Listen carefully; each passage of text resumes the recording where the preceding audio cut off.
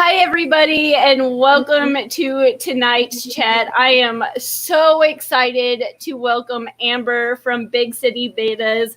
She, I think, can breed pretty much anything. And she is someone that I am so honored and grateful to have in my life and to be able to call a friend, because she literally, I think you know everything.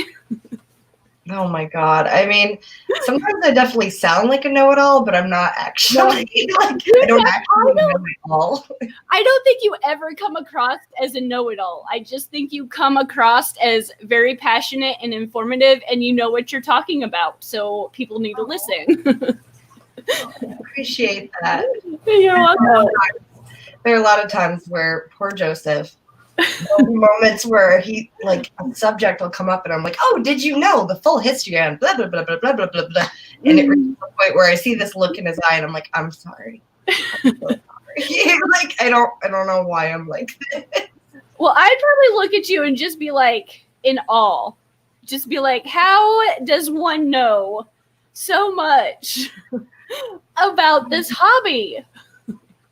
A lot of research and a lot of, like, honestly, this is going to sound absolutely terrible, but it's true. I think a lot of it for me is when I see a fish that I really like, I'm like, okay, first of all, what are you? If I don't know what it is, I'm like, I need to know what it is. And then I need to know, like, where it comes from and its habitat. And I'm like, okay, I can recreate that. Can I breed it? And then I look into how it's bred and its diet. And even if I don't end up getting the fish, I still kind of go through the full, like, process of researching it because I wanted it at one point. So monster fish, for the most part, I don't have a ton of knowledge on, with the exception of, like, Oscars and Bashirs, because I keep those. But nano fish, yeah, because most nano fish I can keep and I can breed, so I just kind of, like, Pokemon them.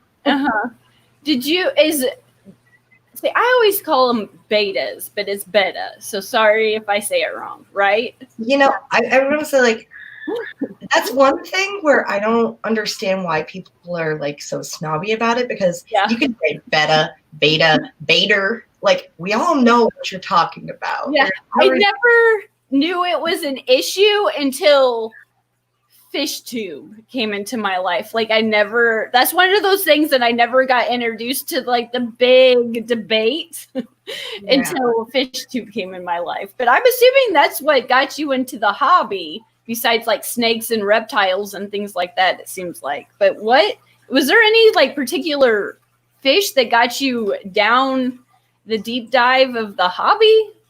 Well, it's kind of funny because I've kept bettas and bred them for, like, years. When I was a kid, I was doing it in my bedroom closet. Yeah. I didn't know other fish. We at one point had that, like, I think it was a 10-gallon, you know, the, like, PetSmart special tank with, like, types of this tetra and a couple barbs and, like, a goldfish and a couple of sucker fish for a cleanup crew. Yes. And obviously it crashed in, like, the first year and everything died.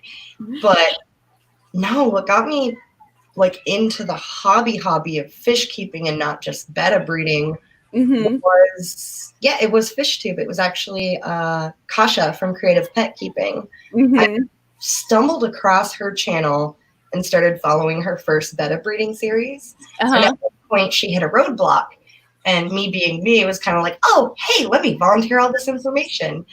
And it actually helped her problem. And she was like, you're really smart on this. You should make videos that can help people.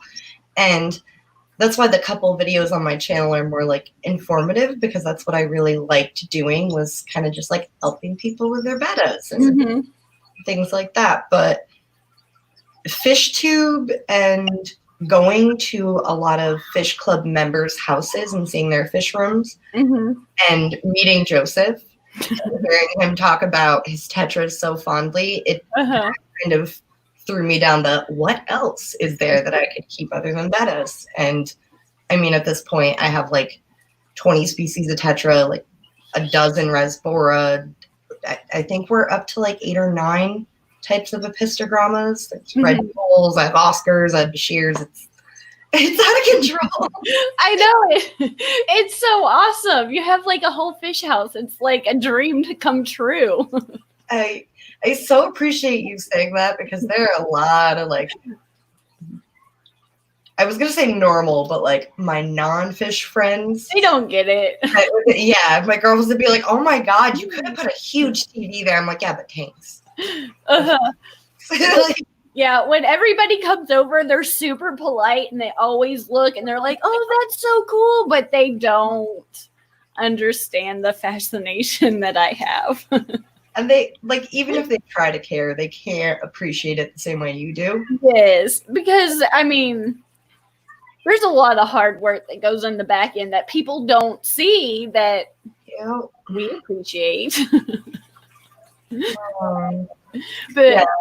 No, it's funny because poor Kerri, I so appreciate your patience with me because I popped into this like 2 minutes before the stream because I was in quarantine doing full water changes.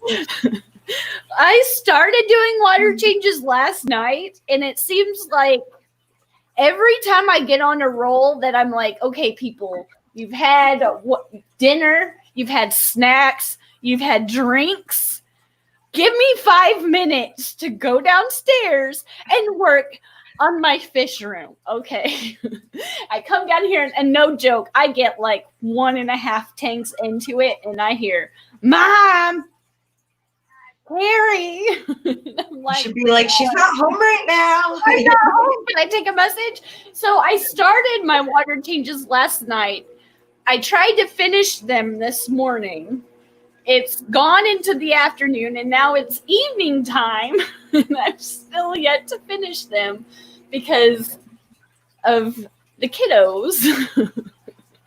But I try. Yeah, but I mean, I don't know.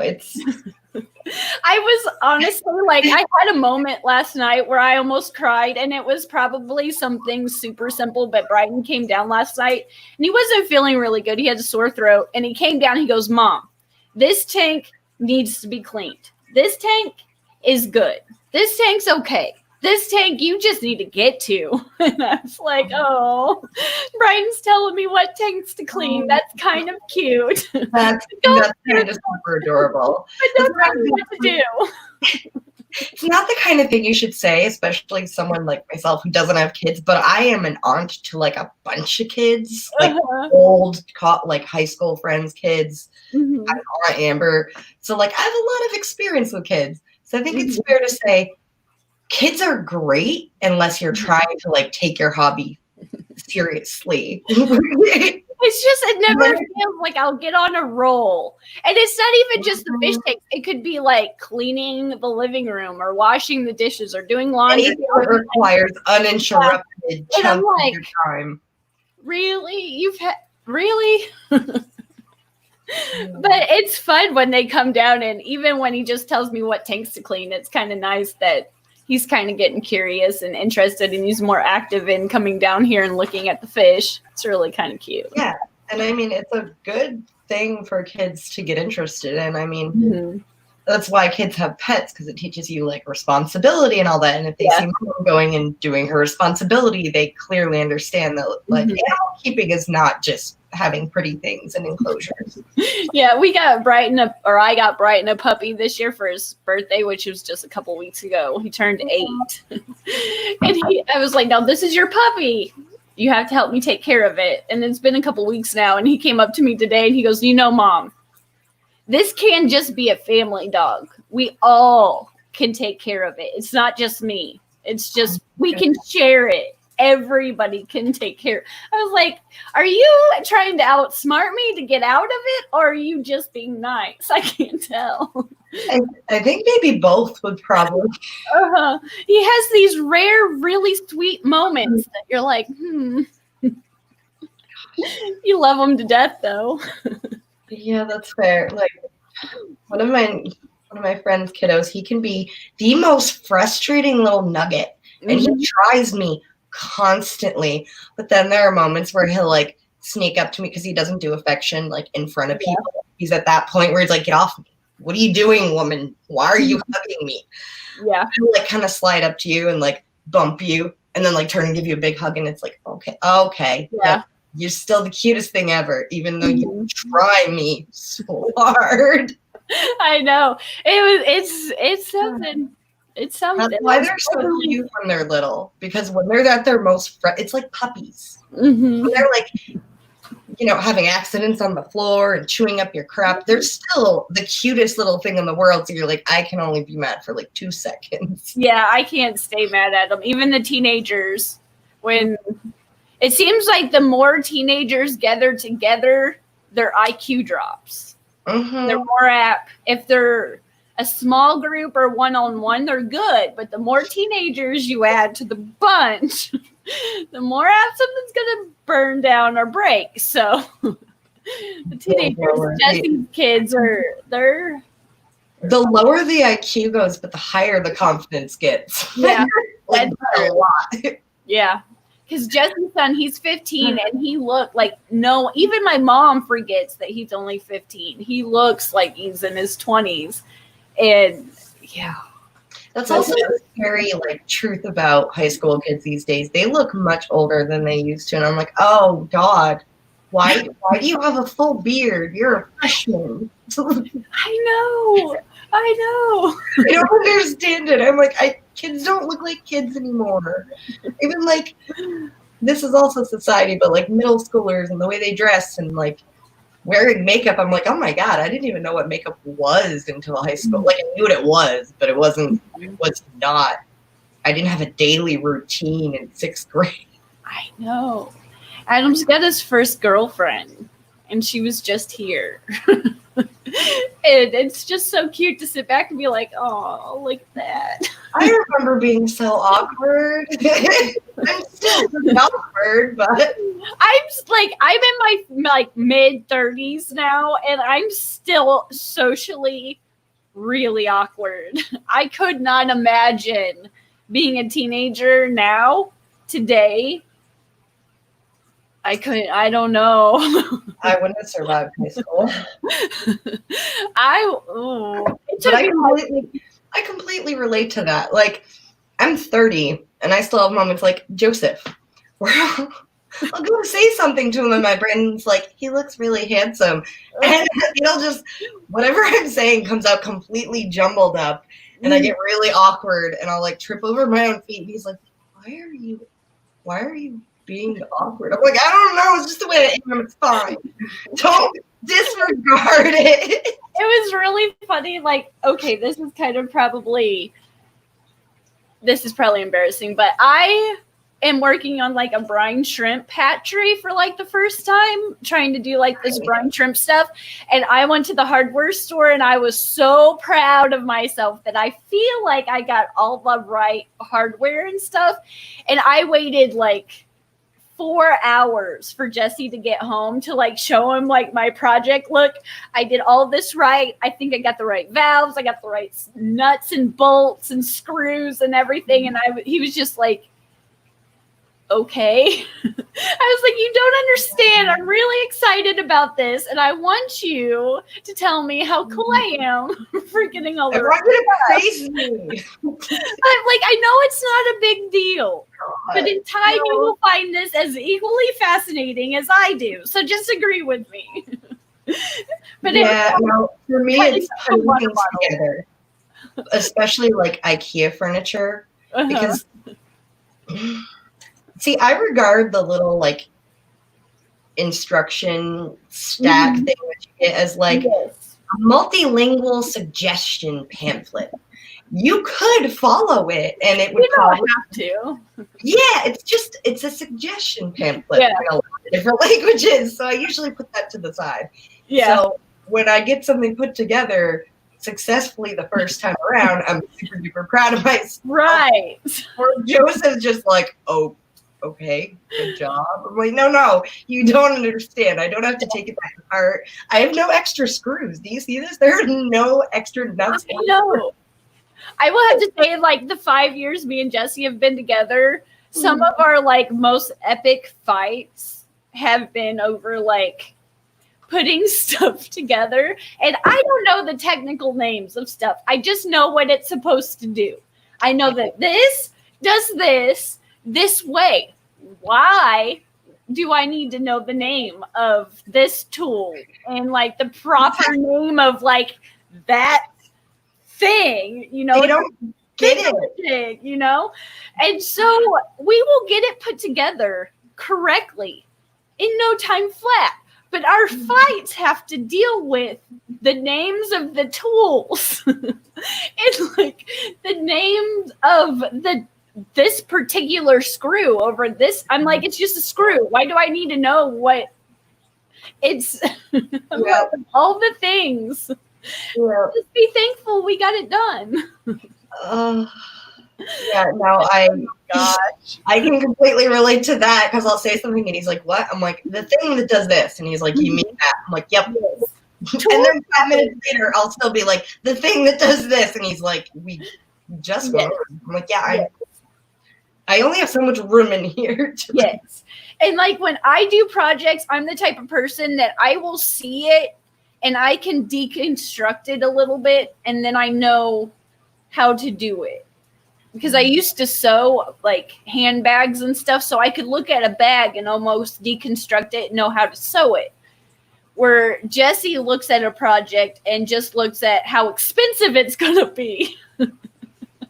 And so we disconnect there. But in the end, his work and what he tells me, like I always learn. And then it makes things 10 times easier in the end for the next project. And he's always right, but I will never say that while he's here.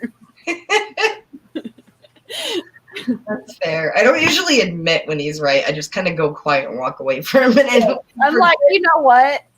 Don't. Like, accept your victory in silence. I'm going to go out over there. Uh-huh. I'm like, I know that you're right, but I just want you to listen to me. That's all. Just listen to me and then enhance my project. You know? I'm learning how to, I'm trying to learn how to share projects. Gotta say, that is one weird, tricky thing about also dating someone in the hobbies. You think it'd be all like, oh my God, it's just like frolicking through a field of tubs. And like aqua bidding together. Yeah. No, there's definitely a lot of moments where it's like, but I wanted to do that. But I really wanted to do that. Like, I don't want to share that. It's my project. It was my idea. I got the stuff together. But at the same time, I don't want to like rob you of the joy of also doing it. But I wanted to do it. Like it's very juvenile. And I'm trying so hard to learn how to like share. Well, that was our thing too, because I had been single for ever. And me and Jesse, this is the first like relationship I've ever had that's longer than 6 months, because I was kind of stubborn and set in my ways, and I like to do what I wanted to do. And so we've been together for 5 years. So the first, I will say, good, honest, like couple of years was learning how to be like, okay, there's another person that I care about, and I don't need to do everything on my own. Sometimes it's nice to ask for help. Sometimes it's really nice to be like, okay, you can help me do this. I don't have to do everything on my own. And that took me a long time to get used to. It does. It takes a very long time to even like wrap your brain. Like, I forget. When we first started dating, the poor guy, I was so used to walking everywhere alone. I just take off and leave him. Wait for he's like 50 feet behind me, and I'm just booking. He's like, Amber, what the heck? I'm like, oh crap, I'm so sorry. Yeah. Not that I like forgot about you. I just no. We still do that now because I'm a super fast walker. Like, I want to get it done. I'm not going to stay here. I like to be home. No, I remember that about you, me and Haley, is we were all in front of the rest of the group, and we're like, okay, we all walked. It's like one of those mall walkers, and I don't like to like linger because I am socially awkward. So crowds kind of give me a little bit of like, take a deep breath, you know? And I just want to say, you think you're socially awkward, but you're actually just adorable. Like, that was the first thing I thought when I met you. Is I was like, oh my God, she's so nerdy. I love her. I am really nerdy.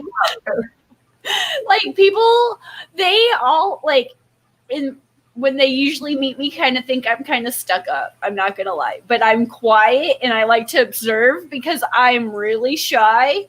Yeah. But I'm one of those that kind of like, okay, take a breath. I know you think they're celebrities and they're super cool, but you can say hi. I definitely have resting grump face. Like, Yeah. like a lot of the time, to the point of where I've had people ask me what's wrong, and I'm like, nothing. Like in the grocery store, I've had people come up and be like, "Are you okay?" I'm like, "Yeah, yeah." Or like when I'll go somewhere, they'll come up to me. They're like, "You should smile." I'm like, I'm thinking. My favorite was this one older guy who came up to me. He's like, "What? Did you leave your smile in the car?" And I was like, Yes. "Oh, no. But you're adorable." Like, you're big. I appreciate it, but I haven't had my coffee, and I'm thinking about all the stuff I have to take care of today. Yeah, no. And I think that's part of it too, is maybe it's just me because I have so many tanks and I'm always on Aquabid and I'm always like, what's this? What's that? Can I keep this? Can I keep that? Is it in my budget? Probably not, but I still want it. So a lot of the time when I'm like out away from tanks, I'm still thinking about tanks. Yeah. Or planning out escape or thinking about what I want to do with this fit. It's actually like really bad to the point where I've had people be like, "There's more than just fish, Amber." I know. Balance. I get that now. They're like, you can do other things. I'm like, but I don't want to. Yeah. Many people have told me to find a balance. I'm like, I have a balance. Uh-huh. It's time to get all my water changes done. Uh-huh. Well, I went to a new fish store that is, I think they just opened, and I have a video. I just filmed it. I got to edit it. So hopefully it doesn't take me like 3 weeks to do again. But now in my head, I'm trying to justify like all the things that I want versus all the things that I probably should get. Because my goal is to have like all the different live bears. I really want all the different types of live bears. That's my goal. But every time I go to a new fish store or something else opens up, there's something else that I've never seen. And then I fall in love and I'm like, okay, do I really want that or do I need it? It's like, oh, there's too many cool things. They had 300 fish tanks. When you went outside, it was a huge pond area full of pond plants. Oh. And I was like, where did this store come from? Where is it? It's in Sullivan, Missouri. It's a little bit away from my house, but it was totally worth the drive. I spent way too much money. But now I'm already like, okay, they had this and they had that. It wasn't in my long-term plan, but they have pond plants. I need pond plants. Joseph, we're going to Missouri. Yeah.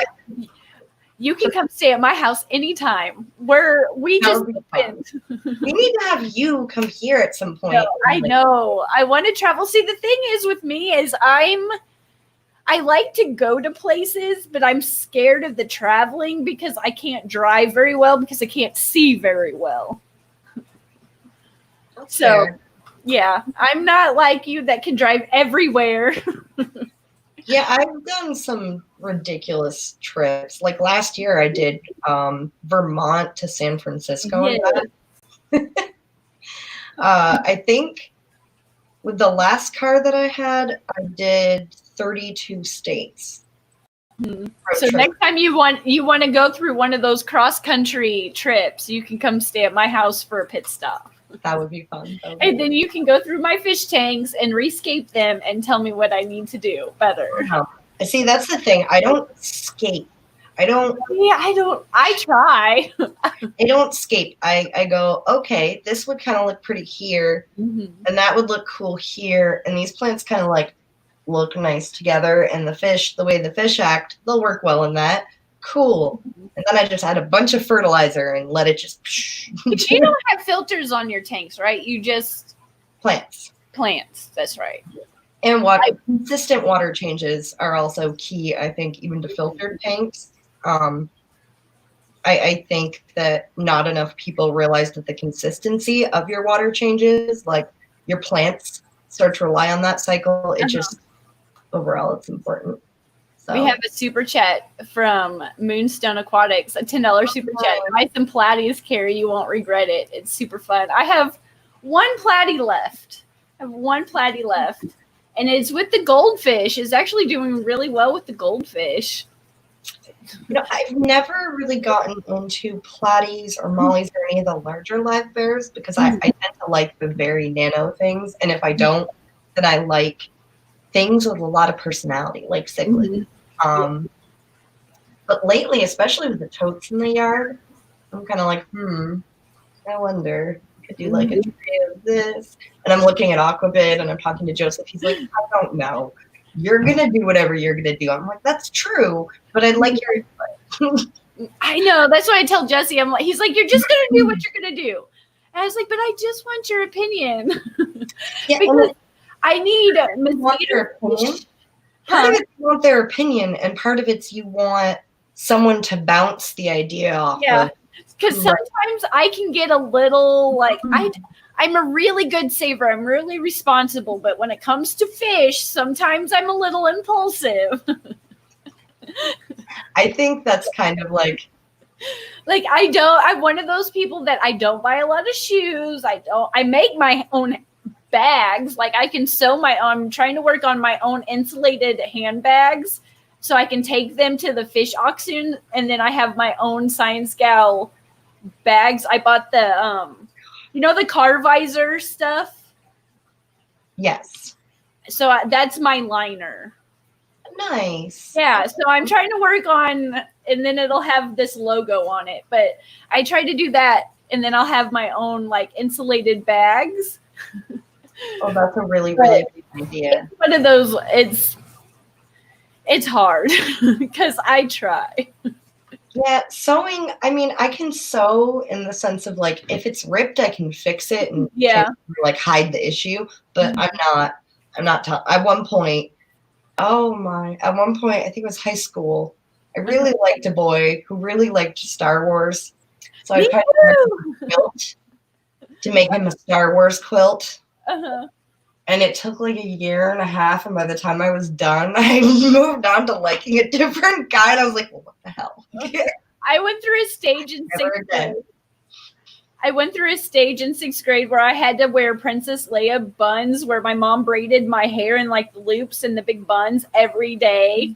And I would get mad if she did not come up with like a Princess Leia braid for me. And I had the Trapper Keeper and the markers and the pencils. I came home and watched that movie. I was really obsessed. And I went to the library. I made my mom take me to the library to look up George Lucas's address. And I wrote him a letter. I was like, you really need to make a prequel. Oh my God. Interested in this like 6th grade. I was like, oh my gosh, I was such a nerd. I mean, I was obsessed with Lord of the Rings until after college. Yeah, it was all Star Wars. I was all Star Wars all the way until like I was probably too old to enjoy it that much. Kerri, it was like middle school, and I had a gray bed sheet that I used to like wear around my neck, and I would ride my horse around the backyard. We lived in like rural dairy farm country. The neighbors look over and see me like wearing a sheet, riding my horse, carrying a stick, talking to myself, acting out this whole little scene, like playing imagination, which is probably way too old for that, but I didn't really have a ton of friends. So like, but I legitimately used to like my own little low budget version kid cosplay Lord of the Rings in the backyard. And my parents are just like, well, she's not getting into trouble. Yeah. Yeah. My mom would be like, she would beg me, Kerri, you need to get friends. You need to go out and get in trouble. And I was like, but Mom, you're my best friend. I don't need to go anywhere. And she's like, no, you need to go. You need to go. I was like, but I don't need to, Mom. You're my best friend. But I was such a nerd. I was in like all of the science clubs in high school, the astronomy, all that stuff. See, I wasn't smart enough to be a nerd in high school, but I had a bad attitude, so I pretended to be one of the like rough kids, so I had people to hang around with, but I didn't have like actual people I could talk to about the fact like I was breeding fish in my bedroom closet, and I thought that's cool. And like my room was full of houseplants and fairy lights, and I don't know. Yeah, I never talked about it, but like my nickname growing up was Fish. Like that was my nickname, but it was because I was on the swim team. But I had like tons of aquariums in my room. I had all the guppy tanks in like every corner of my room, and then my dad had a big fish tank. But my nickname came because I was on the swim team. Wait, you had guppies as a child? Mm-hmm. Yeah, we had I have my swordtail Molly tank, my 30-gallon was the one we had in the living room growing up. And my dad had every fish that we thought was cool growing up. We'd go to the fish store and go shopping.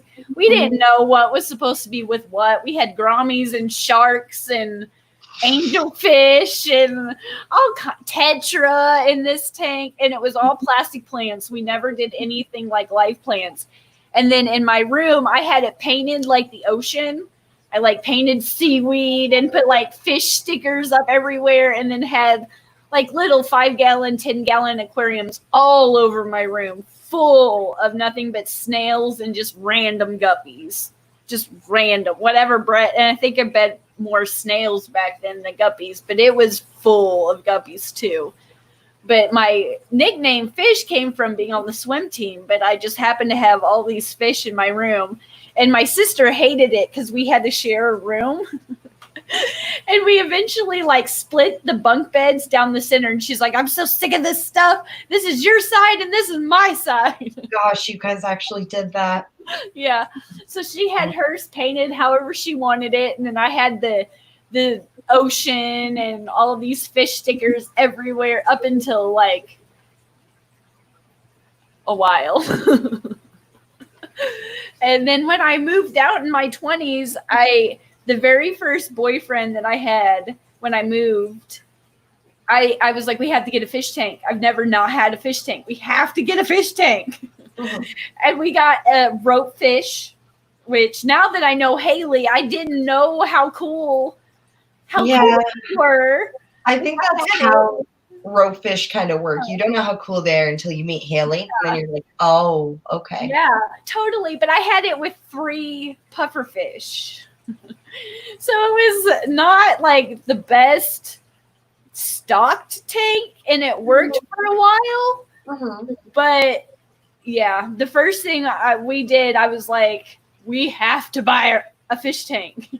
So we went to PetSmart back then, and we thought we were so responsible. We made our I think we spent like $400 or $500 is the most I've ever spent at that point in my life on anything. Wow. And we got this. I still have it. When we broke up, I was like, you can have everything you want, but I'm taking the fish tank. And that 30-gallon bow front that I have is that aquarium that I had goldfish in it. Now, since I went to the fish store, I'll tell you like my next videos about it. So the ones that are here get a first like information. But I got some pike live bears, pike rainbow or pike killifish. They're live bears, but they're crazy looking. They're so cool. Pike killifish? Yes. I'm looking it up. I don't care if it's real. Yeah, look up. They are nothing like I've had before. And I wanted a trio. Oh. But I got 2 males and 2 females is what I got. Have you seen pictures of their teeth? Yeah. I walked in, I was like, what is this? And how many can I have? Oh my God. But I've seen pictures of them in the past of like what they look like, but it was one of those like on a list of I'll never be able to get this fish because I want all the different type of live bears, but it was one that I didn't think I would ever get, and they had them. And I was like, oh my gosh. But that's my next video. I'm going to show bringing them home. Those are so cool. Yeah. They look like jumpers. And I would say they're all about 4.5 inches right now. There's one out of the two males, one male's kind of over. It's not included in the bunch, but hopefully in time it'll. This is really interesting. I'm totally being rude and I'm so sorry. No. It took me a while. Wow, this is large. To get them to eat. Yeah. But they like bug bites. They like the Vibrabrites. Is that what it's Vibrabrites? And then they like bloodworms. They really like the bloodworms. And with the summer tubs, I have a whole lot of extra tadpoles recently, like hundreds of tadpoles. And they like, it even says to feed them like different earthworms and all these different things. So I have a feeling that they might get some tadpoles because they are, I'm just so excited to have them. Like I said, I walked in, they had 300 fish tanks. They have saltwater, they have freshwater, they had rare koi, they had pond plants. I walked in and I was like, oh my gosh, I'm in heaven. Wow. It was awesome. But they are definitely, I want to get mosquito fish, the splendens, and then there's another, I forget what they're called. It starts with the G. Goodians, or something like that. Yeah. The camera comes on and my mind goes blank. I would talk to Mike Howe from the Fish Tank Barn. When it comes to nearly anything, Mike is incredibly knowledgeable. Yes. Bears in particular,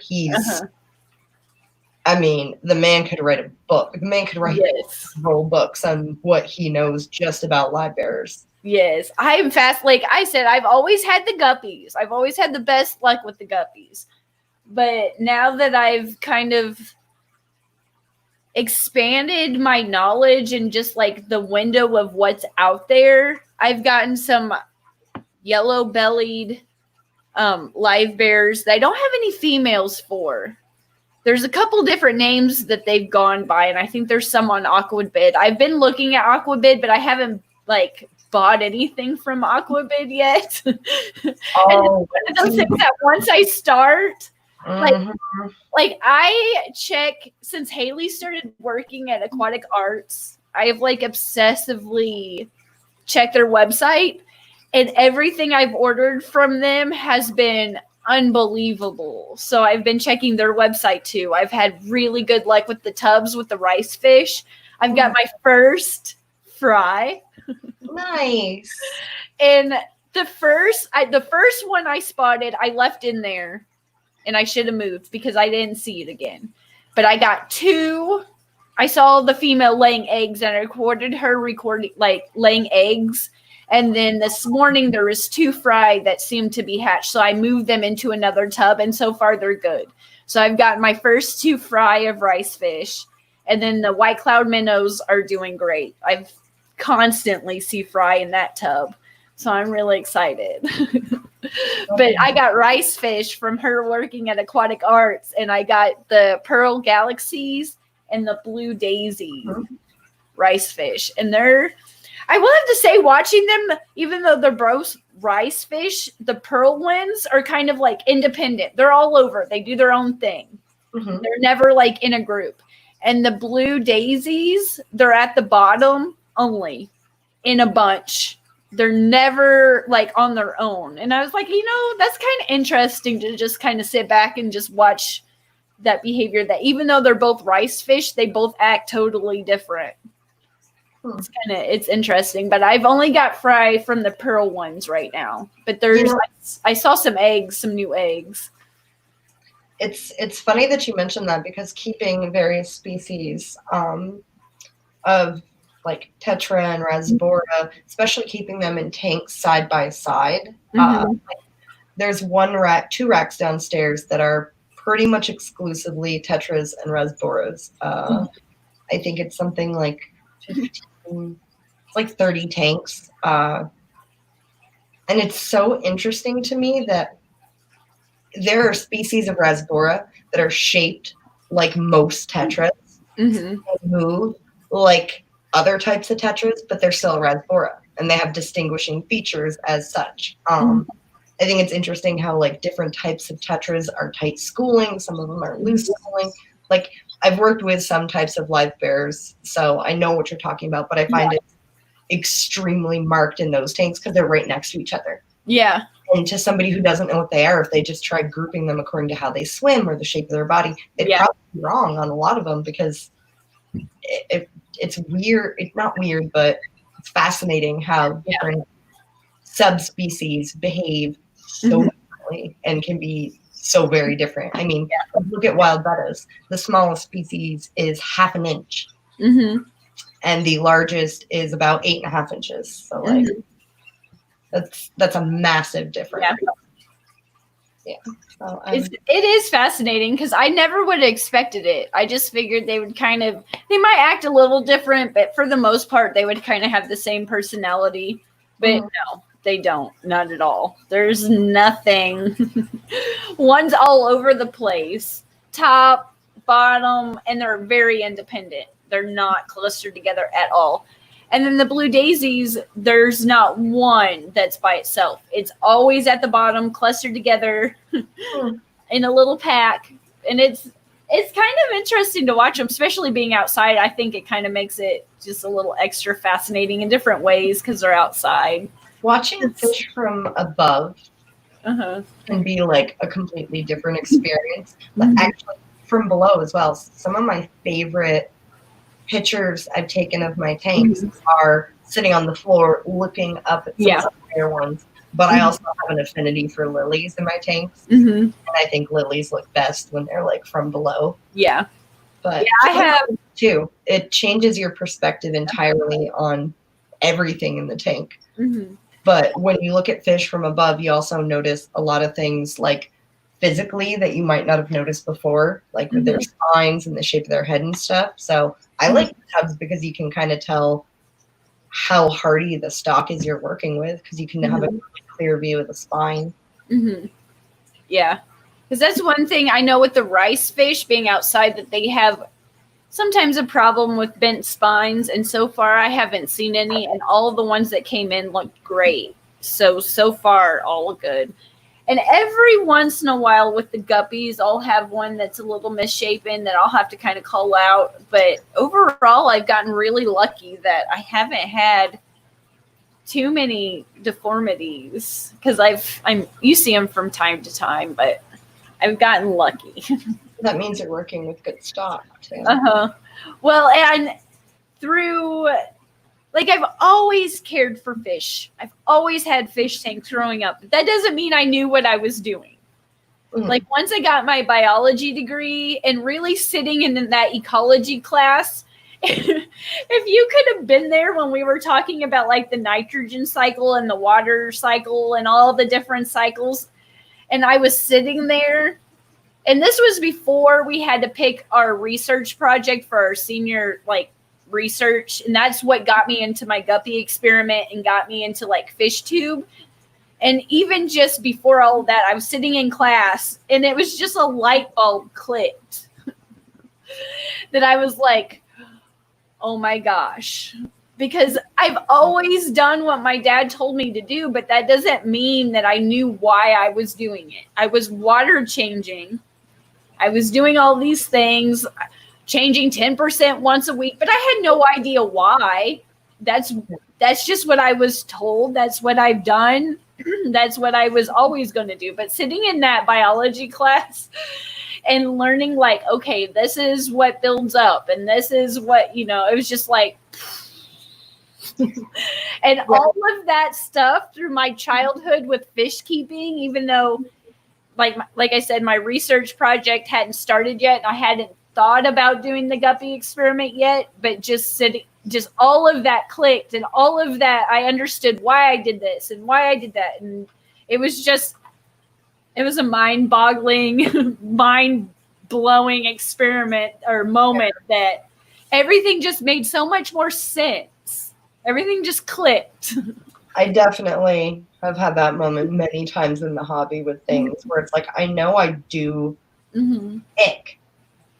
Everyone, for the most part, you know how to treat ick, right? Yes. Like, a lot of people know how to treat ick. Yes. Very few people know why it has to be done the way it does. Very few people know about the life cycle. Baby brine shrimp.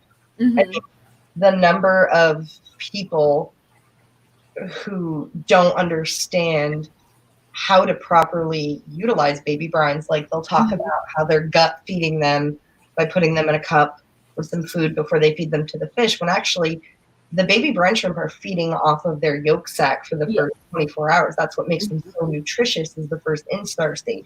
People don't realize that. Like, I think that's part of why was originally, and one of the things I am so attracted to in Joseph is he's very scientifically minded. He wants to know how something works and like why it does that and everything else about it. And I'm very similar, so I appreciate that. I think that's why you and I make such good friends, because we're like, let's talk about all the nerdy stuff. And like, I know. I'm just so thankful that I know you guys, because like, I consider you one of my best friends, even though I don't get to see you that often and we don't talk that often. In my head, like, you and Haley are my best friends. And with Joseph, like, I'm just so glad that we can be friends, because like his microscope is like the coolest thing I've ever seen. He's a cool guy, but that microscope. The hood that he's building, I watched your guys' premiere this morning or this afternoon. I was like, okay, I should not be this excited for someone else's like scientific hood. But it's just, I'm just so thankful that you guys, like, you get me, I get you, like the stuff we talk about. Like, no one else might find it interesting, but I don't care. We know each other. Like, a group of 20 people are bored, and you and I are just like, what's more? And I will never forget. I will always be like kind of thankful for Joseph, because I was in like a full meltdown, like panic attack, trying to keep it to myself. That first Aquashella in Dallas, and I saw that line. And I was outside by myself for, like, no joke, like 30 minutes. Like, it is not okay to cut through this line. All of these people are here. But if I don't get to the fish tube booth, I'm going to miss the whole show. So I was outside. I was like, okay, just go up and tell them that you're working and you're volunteering, because I was trying to do all I could to help. So they let me in, they gave me a badge, and I walked up to the YouTube booth, and my picture was there, and I was like, that's me, I'm supposed to be here. And I was like, don't hyperventilate. And Joseph was just like, he just was like, come here. And it's like, it's okay, breathe. And I was like, thank you. Yeah, he's very good at trying to calm hysterical looks. Maybe just look like you're where you're supposed to be at. It's okay. He constantly tries to talk me out of those, like, it's where it's not a big deal, but to me and my like girl feels, the world is falling. Everything's melting down. I'm having a panic attack, and he's like, just calm down. It's really not that big of a deal. Breathe. I'm like, thank you for being chill and reasonable, and I'm sorry I fight you so hard. Because I do. I've started thinking of him as my impulse control. Because I used to like go to garden centers and stuff and buy way more in plants than I spend on my utilities. And now, like, I look over and he's kind of like giving me this look. I'm like, maybe I don't need all 30. Maybe I can just get one new plant. I can just get one new plant. Jesse was telling me that. He doesn't even say anything. He just looks at me with this look of like mature reason. Like, he wants to say something, but he's not going to. And I'm just like, oh, I need to check myself. I guess I need to check myself. Like, good example of him being my impulse control. I like to take in things to foster and nurture to health, and then I like set them free. It's world or to a new foster home. And I actually am certified with Fish and Game in my state to work with specific species. And I love fox. And a lot of times this time of year, people will bring in litters that they find where the mother got hit by a car or, something happened. Fox are actually, fun fact, fox are extremely nervous mothers to the point of where in captivity, a lot of times they'll like eat and mutilate their kits out of stress. So you have a lot of abandoned litters. Yeah. I have said no to like 3 litters of fox and like 30 cats. There was a little while where I was really like so tempted to take in a foster cat or like adopt like a senior kitty. And I was even showing him pictures that my like rescue that I work with in state was sending me, being like, "You're her last chance. Take her in, Amber." And I'm like, "But Joseph, look at this one. Look at this one. This one's named Bubba Mason, Joseph. He's 21 and has diabetes, Joseph. Look at Bubba." Like, yeah, our new puppy that we just got, honestly, the breed, I never can say it right. It's like a Shiba Inu, or I never can say it right. Something like that. But they get killed a lot because they get mistaken as foxes. They look and jump and they pounce like foxes. And Jesse's ex-wife needed a lawnmower. So I was like, well, I really want a puppy that you have. And I will use it as Brighton's birthday excuse. And I will pay you whatever you want for a new lawnmower if you please let me have a puppy. Because our dog that we have is the grandma. Gotcha. So we have Misha, which is the older one. And then we have Simba. It's a little puppy. And then Pepe's a long-haired Chihuahua. And then we have a rescue cat that it came from the barn at Jesse's farm, but this cat thinks it's a dog / I don't even know what it thinks it is. It jumps and turns off our fan cord, like our ceiling fan. The light. Is it like a big fluffy striped cat? No, it's a black, golden-eyed, beautiful cat, but it's solid black, short-haired, golden, beautiful eyes. But this cat goes in and out like a dog. It jumps and turns off our ceiling fans and lights. It plays with the dog toys. I'm like, this, I don't even know what this cat thinks this cat is. But I have a knack for like always finding stuff too. Like if we have what is it? The blue-tailed skink here that I'm always trying to take care of and catch for the kids because they've always wanted lizards. And I like chameleons, but I'm not brave enough to get one yet because I don't know if I know enough to take care of it. But I'm really obsessed with chameleons all of a sudden. I love to walk. I could watch them walk all day.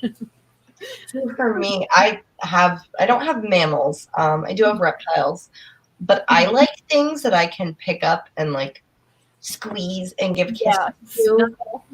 Yeah, for the most part, reptiles are not. But it doesn't mean that I don't still do it to like my bearded dragon and my blue tongue skink. And it reaches a point where my bearded dragon will have his eyes shut and be like, freaking God, get off me. And I'm like, oh, you're so mean. And he's just looking at me like, I hate you so much. Yeah, Jesse, he's always wanted to keep one of those little green tree snakes because he sees them all the time when he does tree work. He sees them all the time, but we've never, honestly, we've always let it go. But maybe eventually we might do one of those. I appreciate snakes, especially being around you. Like, I have more of appreciation for snakes than I've ever had in my entire life being around you lately. But I think a little green snake would be like my bravest I could do. Because it's not so much that I'm scared of them. I'm just scared that I know the humidity is really hard to keep. I don't want to get them and then because I don't know what I'm doing, it suffers. Yeah. That's why I'm like, I appreciate their beauty, especially more now than ever. Like, even before I would see them outside and be like, okay, I don't want you to get close, but that's a really cool snake. Yeah. But being around you guys at Aquashella and Zach's snake and stuff, I was like, okay, they're more cool than I've ever thought. But I don't. know how to keep them healthy. Yeah, it's also very species dependent. Uh-huh.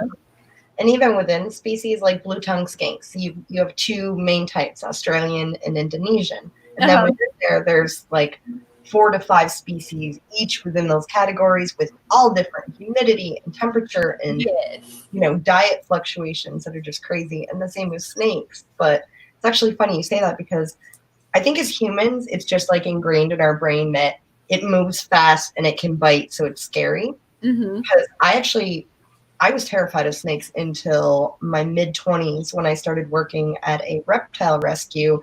And Mm-hmm. the guy there was just like, yeah, no, you're going to hold everything here. And like stuff in my hands or on my neck. And I was like, oh, God. And I got over my fear of everything but tarantulas. Yeah. I can't do spider. It's No. too many legs. Yeah. Too many legs. And I've been bit by spiders. And it's like, oh. Yeah, I had a friend in high school. She got bit by a brown recluse. I think it was like 5 or 6 times in her sleep. It went up her leg. I'm assuming it was the same spider, and she was in the hospital for a really long time, and she came out in a wheelchair for a long time. And ever since then, I'll look at them at the zoo or the museum or watch like Discovery Planet videos, but I can't do the spider thing. Yeah, no. Somebody in the chat was saying about chameleons. I think chameleons that they stress from being held. Yeah, chameleons stress about most things, I think. Yeah. In my experience, at least, they don't like much. They don't like being handled. No. They don't like change. They don't like noise. They don't really like light. They don't really like pitch black. Like, they're very particular. Whereas my bearded dragon's just like, can you please just turn my damn light on today? Uh-huh. All I care about is my mechanical son, and you're in charge of it. Yeah, that's the reason, I don't know why all of a sudden, I don't know if I've watched something recently, but all of a sudden I've been fascinated by chameleons. But I don't want to, get an impulse purchase because I want one now, and it's better just to admire. If you really like them, and it's not just the bright colors, it's the walk and such. Yeah, I like to watch them walk around. It's not. I don't even want to necessarily handle it. There's something called a Cuban night anole. It's also known as a false chameleon. They look like tree bark because they're a mimicry animal, but they walk like chameleons. They're shaped similarly to chameleons. They're actually fairly personable. Their diet's easier. Their humidity's easier. Mm-hmm. So if you do find yourself continuing to obsess on them, potentially look into the Cuban night anoles, or no, it's not night anoles. It's bearded anoles. It's a Cuban bearded. I'll have to look into it then, because I'm fascinated. But I think right now I'm also fascinated in trying to breed. Do you know anything about the midge fly?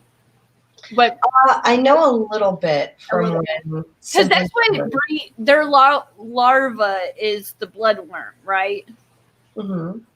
And from what I understand, we have something like that around here. So I've been going outside at night trying to catch these midge flies. I'm like, I'm going to breed bloodworms. And I have all these epic plans in my head when it comes to because I have the mealworms, I have some beetles, I do the crickets, but I'm trying to do the brine shrimp. I have everything ordered, everything's coming in. I have my bottle set up over here. I'm waiting for everything. But I've been doing a lot of reading and watching lectures about this midge fly, trying to breed bloodworms. Because I want to have my own bloodworms and my own brine shrimp to feed. That would be so nice. Yes. I think so many packets of brine shrimp in a week. I it's absurd. I have my own little ice tray saved in Amazon. I'm like, okay, when I get all these breeding, I'm going to freeze them. I'm never going to have to buy frozen anything again. But yeah, I don't know about all that. I don't know if you can see it if I'm putting it correct to the Oh, camera. that's so cool. But these are what I was talking about. Yeah. Bombs are not the invasive species, but they look very similar to a chameleon. They're just dark colored. Yeah, if you continue down this, I very much want a chameleon. It's their two toes thing that get me. The way that they walk with the two toes. But I'm like, I can do lizards. Lizards I'm fascinated with. I guess because they have legs. I don't know. There's a huge difference between snakes. Like lizards, oh, I love them. Oh, you're so funny though. But well, it's different because they can walk. I guess they can walk. I guess I like them. But I was watching, was it MD Tanks? There was someone I was watching today that's a huge channel that they found a legless lizard that they thought was a snake, but it was a legless lizard and it was kind of small. And I was like, oh my God, that's like bullworms. The coolest, weirdest, scariest thing in the world. Like, oh my God, it's a snake. Oh no, psych, it's a lizard. It's okay if it's a lizard. Bob Kaler, the Cuban anole that you're talking about is a Cuban brown anole, and that's actually what we found, Joseph and I found in one of the plants that I got from Home Depot. In from Florida. The little guy just went crawling across the floor, and I was like, "Oh my God, Joseph, get him!" He's like, I can't remember what you named him. It was like Pedro. Pedro, that's right. That's right. I was trying to do my eyeliner and I was watching your premiere. I was like, oh my gosh, I can't type and do my makeup at the same time. Yeah, he's really cute. I'm hoping that he does well. There's always a chance that it's just not a healthy little baby, but he's eating and drinking. So that's always a good sign. That's what I look for. Like, especially with these new fish. At first they didn't eat, but then, I turned off the lights, backed away. I was like, I want to look at you for hours, but I'll leave you so alone. Yeah. I guess I'll give you some time. And then I came back down and I fed them bug bites and then the viper bites. And then I was like, they kind of nibbled at it. And then the bloodworms, they went crazy. So I was like, once they start eating, I feel better. I feel better once I see them eat. Yeah, for me, it's when I see them eat with fish, it's when I see them eat and when I see that they have solid poo. Yeah. When I see that their poo isn't like fluffy or stringy or broken, then I'm like, oh, yeah, you're not a fish that's going to crash on me all of a sudden. Because I've had that happen before where I thought the fish was healthy. It looked a healthy weight, but it was off. And at the time, I had no idea what was going on with internal parasites. Yeah. And now I've learned, like, okay, when I see the good poop, that's when I should breathe. Yeah, I've had to like stop getting like I instantly get so attached. And there's some fish stores that I go to that I know that I can get attached, but after like 48 hours because it's iffy. And then there's other places that I go to that I'm like, okay, they're good. I can instantly fall in love with you. But sometimes I just have to back away and give them some time. Because it is. For me, it's Bettas. I go in and I fall in love with this one grumpy, pouty face, and I'm like, I need you. But I mean, right now, everyone can see I'm melting. It's now bumped up to 88 in this room because I keep and the windows are for the most part kept shut because my Bettas want it hot. But when this kind of thing happens and I can't turn a fan on in the summertime, I'm sitting here melting and they're over there like making bubble nests and just living their best lives. They're waiting. I can see them. Like, well, we all know that it's not your house. It's the fish house. It is. And I think that's something that was the weirdest thing for Joseph to get used to was going from a cold fish room. Like, I think his house was like 74 degrees to it's 80 minimum usually 78 sometimes in the living room, but usually it's 80. And in the summer heat rises, so right now the upstairs it is warm and the tanks usually ride around like 76 to 80 degrees, which is great for pretty much all the fish we're working with. Unless you have like really tricky Caradinas, chances are they're going to like it in high 70s if they're tropical. But that poor boy, he's like, I came from the Caribbean where you have AC running to get away from this. I'm like, I know. It's a fish house. I love you. I'm so sorry. Yeah, I was so worried about him in the snow that I was like, well, he'll make it. I'm just so glad. Like it's I don't know, but I'm just so glad that you guys are together. Too. Me too. Even though I try with patience daily, he's still up with like, me. So I don't know if I should say it or not, but I kind of thought that you guys were together before you guys were officially together. I just met you and assumed it. So I'm just so thankful that I'm friends with you. I get to talk to you guys and that you found each other because you guys are amazing together. well, thank you. And actually, when you met both of us, I think we had just started like very tentatively seeing if we wanted to date because I mean it was kind of a tricky situation when we met. We were legitimately just friends. Like, obviously, I thought he was absolutely dreamy, but we were just friends. He had a girlfriend. But then they broke up, and I was like, oh, okay, hi. Hi, I'm Amber. So hi, friend. Like because we stayed in touch after we met about like fish stuff because we're both similarly minded. But then when we were both single, we were like, oh, hello, friend. We could figure this out maybe. But for a while, it was us trying to date long distance and also keep it kind of quiet because in the beginning, first dating someone, you don't know if it's going to work out. It might end horribly. You might end up hating each other after like a week. Yeah. Oh, rather than crash and burn with several hundred to a few thousand people watching. I know. It's a little different being on FishTube, and then you guys are both FishTubers, but it works, and it works amazing.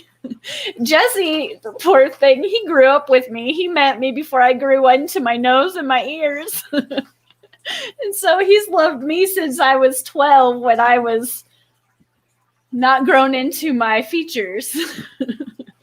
And he just doesn't have a choice. He got divorced, and then I sent him a message. It was like a year after he got divorced, and I thought he was still married. I was like, do you know where I could take Brian to the creek? I want to take Brian to the creek. And he's like, do you want to get dinner?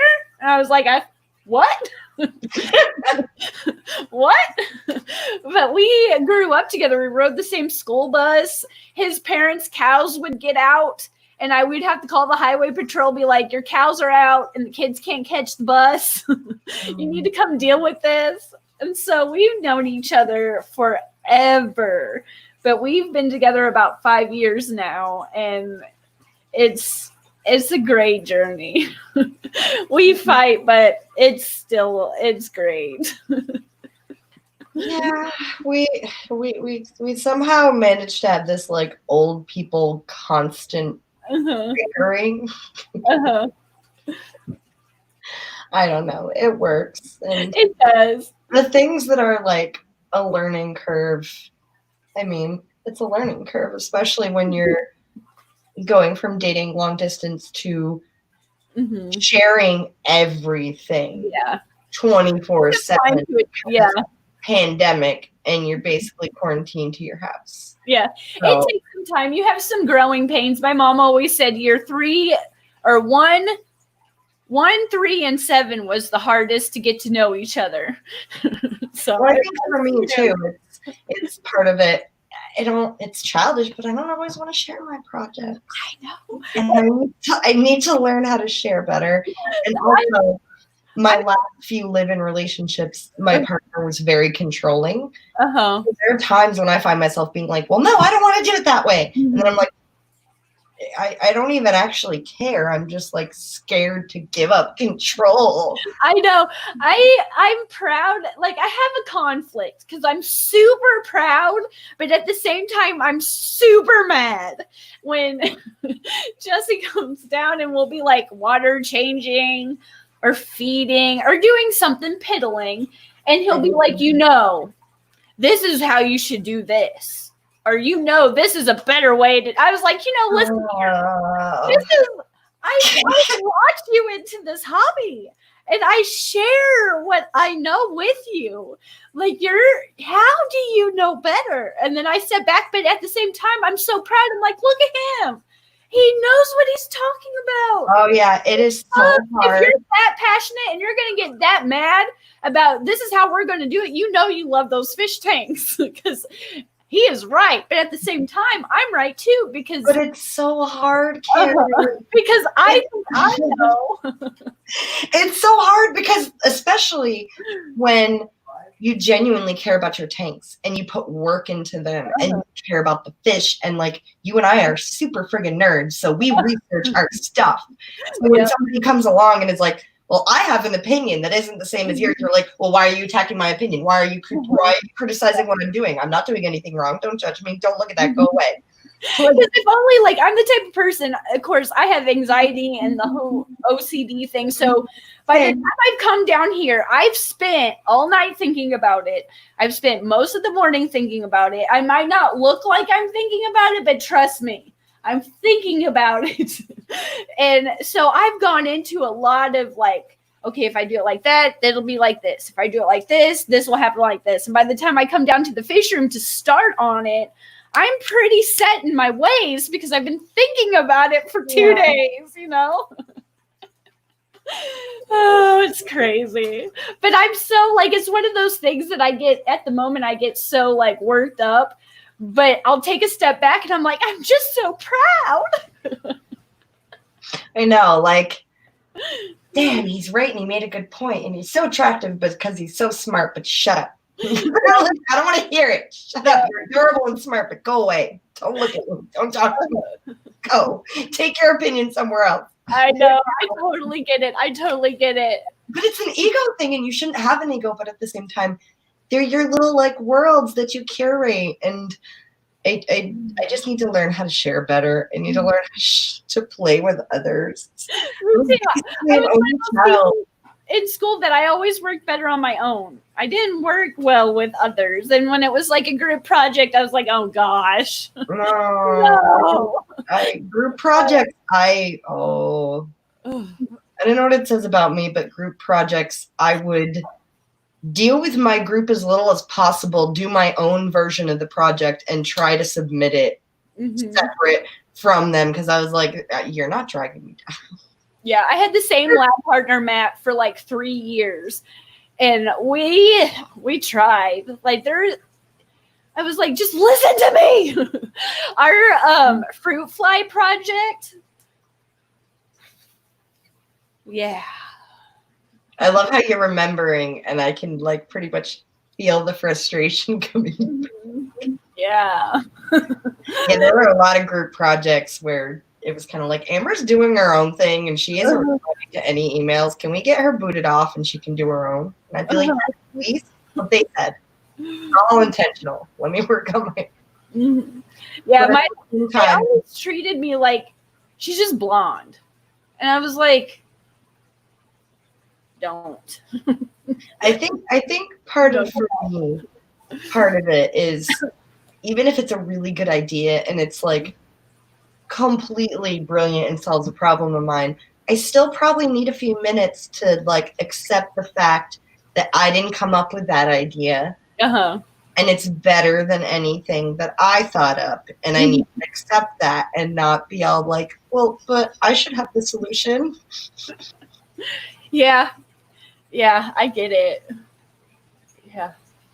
Sometimes I get a little over passionate about my ideas, and Jesse's always right.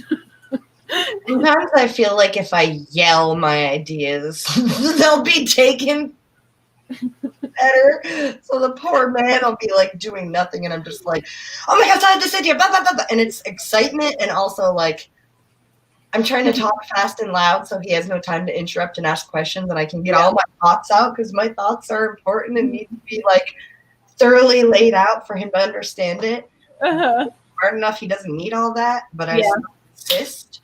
So then I start repeating and get louder and more animated, and it's like, are we fighting? I didn't think we were fighting, but are we? It's not like we're fighting. Yeah, Jesse's he feels a lot of the time. I'm just excited. I'm literally, it's 6:30 a.m. He's been awake for maybe 10 seconds. I've already made coffee, like gone and looked around at my reptiles, looked through social media, checked like YouTube subscriptions, got several ideas for the day, and I'm so excited to share it with him. Yeah. Mm-hmm. The things our men have to deal with both of us being very like controlling nerdy ladies. Yeah. Sometimes I appreciate him so much, and we've grown a long way. We've definitely learned, and I will have to say, sometimes when things go wrong, like our basement's flooded twice since we've been here, and usually when there's something really bad that happens and there's some kind of catastrophe, we instantly work together. Instantly. We think the same way. What I need to do, I do. What I don't do, he instantly does. But when it's like little tedious projects, we have too much time to think about it, and we just don't do it. If we would just do these projects on autopilot and just get them done without thinking, like we work really balanced in like crisis. We work really well together. But when there's too much time to think, we start getting picky, because Jesse's a loud talker, and loud talkers make me anxious.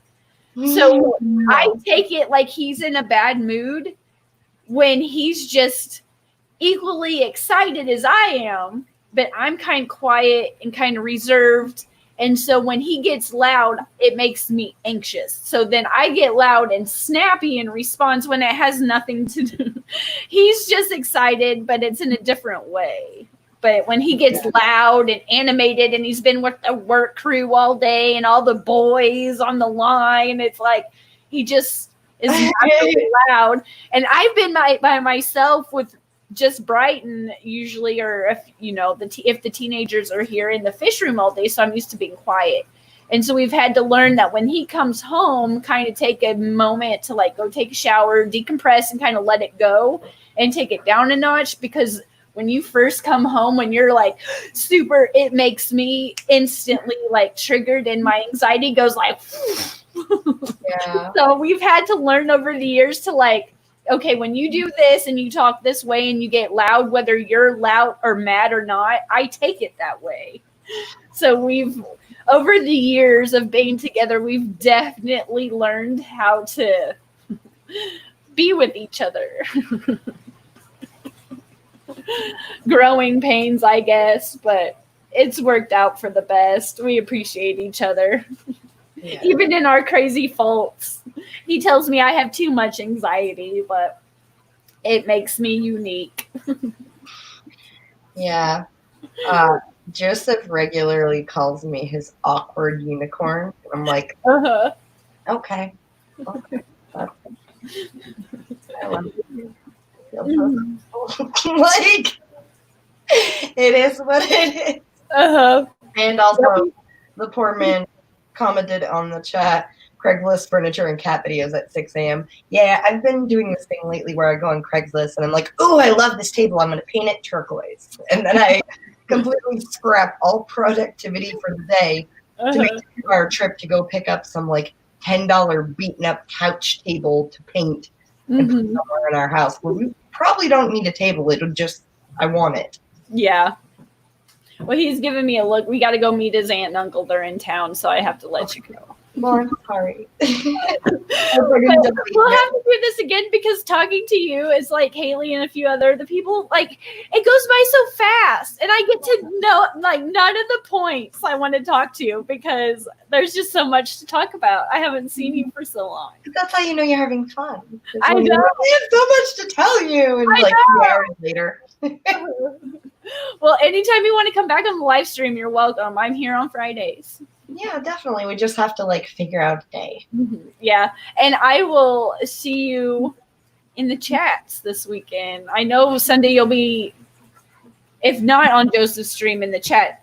Oh no, we're gonna be doing we're gonna be doing what we were gonna do last week, which is talking about our projects. So yes, Yeah, I was afraid I missed it, but I don't think you guys went live because I kept thinking all day I missed it, but I don't think you guys went live. No, it kind of slipped our mind that it was Sunday. When you work from home, it kind of everything's the same. It's the same schedule. Sometimes I'm like, okay, as long as I remember Thursday is trash day, I'm good. As long as I remember. Oh, bless your heart for that, because there have been a few weeks where I forgot. Last week, the poor man goes out. It's like Friday morning, and trash gets picked up Thursday. Thursday morning, and it's Friday midday. He's like, trash is still here. Did they not pick it up? I'm like, ooh, actually, no. Yesterday was trash. I love it. Sorry, but as long as I can keep like. This is why next to the trash at the curb, there's a giant stack of boxes, because not the first time this has happened, babe. I'm so sorry. Yeah, I have to keep like key points. Friday, live stream.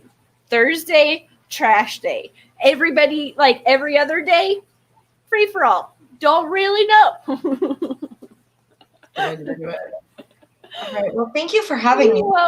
Thank you for coming, like talking to me. It was so fun. I'm so glad you got to come onto the stream tonight. Thank you. Anytime. And hopefully next time I'm not like this sweaty.